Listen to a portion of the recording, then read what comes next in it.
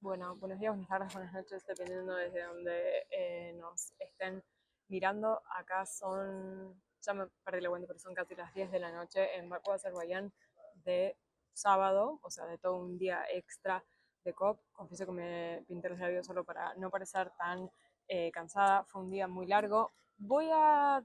solo contar los hechos de lo que pasó hoy y el análisis lo voy a dejar después para el artículo que vamos a hacer en climática, porque creo que hay que esperar a cómo se desarrollen, se terminen de resolver o no ciertas cuestiones para después hacer los análisis pertinentes.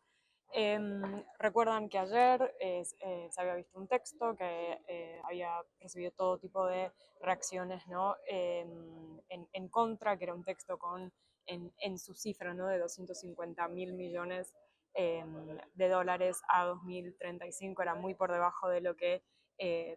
venían reclamando los países en desarrollo, incluso muy por debajo de lo que los distintos reportes y expertos dicen que es necesario para la acción climática en países en desarrollo. ¿Se acuerdan que les había dicho que teóricamente de la mañana iba a haber un nuevo texto en función de lo que la presidencia iba a hablar con las distintas partes y que íbamos a tener un plenario en la mañana? Bueno, todo eso no ocurrió. Lo que sucedió en la tarde fue que hubo una reunión de negociación de la presidencia y la convención con las diferentes partes, y ahí se empezó a hablar de un nuevo texto en el que algunas partes dijeron, bueno, en función de qué fue ese nuevo texto, el texto no se presentó bajo las vías formales, o sea, ni siquiera estaba el electrónico, se cayó ahí con el texto en papel, en función, esos cambios que en verdad el texto es lo mismo que ayer, solo que se le hicieron algunos pequeños cambios y, por ejemplo, la cifra se aumentó de 250.000 millones a 2035 a 300.000 millones de dólares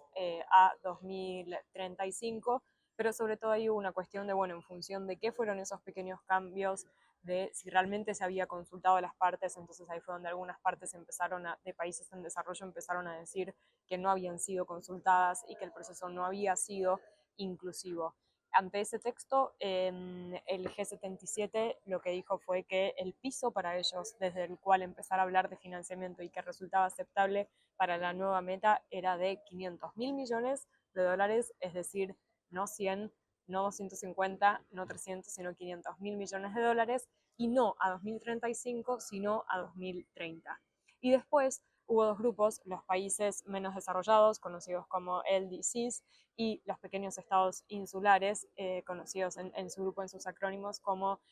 AOSIS, hicieron un descargo en que estaban totalmente en desacuerdo con el texto. Las palabras textuales que usaron fueron que ellos they don't engage with the text, y por lo tanto iban a dejar el cuarto. Eso obviamente generó mucho, o sea, iban a dejar la sala. Eso generó mucho revuelo y confusión también, porque algunos pensaron que dejaban las negociaciones y no, no era así, pero en ese momento se suspende lo que es esa reunión de negociación por estas dos cuestiones, porque no hay para algunas partes una cuestión de que no representa el contenido del texto lo que vienen reclamando, y también por esta cuestión de cómo está siendo el proceso, ¿no? En donde recordemos que ya hay bastante incomodidad por parte de los países en desarrollo en cómo los países desarrollados esperaron hasta la tarde del último día, o sea, ayer viernes, para recién ahí decir con cuál era la cifra, ¿no? La cifra que ellos querían o con la cual estaban conformes. Desde entonces, lo que ha ocurrido es que ahora están con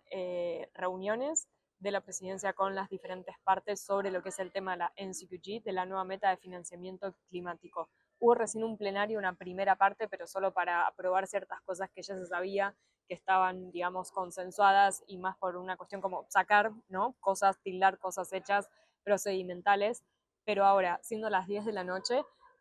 y siendo que yo en una hora ya me voy al aeropuerto, esto es lo que hoy les podemos compartir desde, digamos, desde acá que ocurrió. Eh, Repito, diría muchas cosas de lo que es análisis de esto, solo hoy quiero ir como esto, contarles lo que pasó, y prefiero dejar todo el detrás de escena, todo lo que estuve hablando con delegados, con observadores, para lo que es la nota de análisis, porque todas esas cosas hay que esperar a ver cómo se resuelven también para entender. Digo, esto es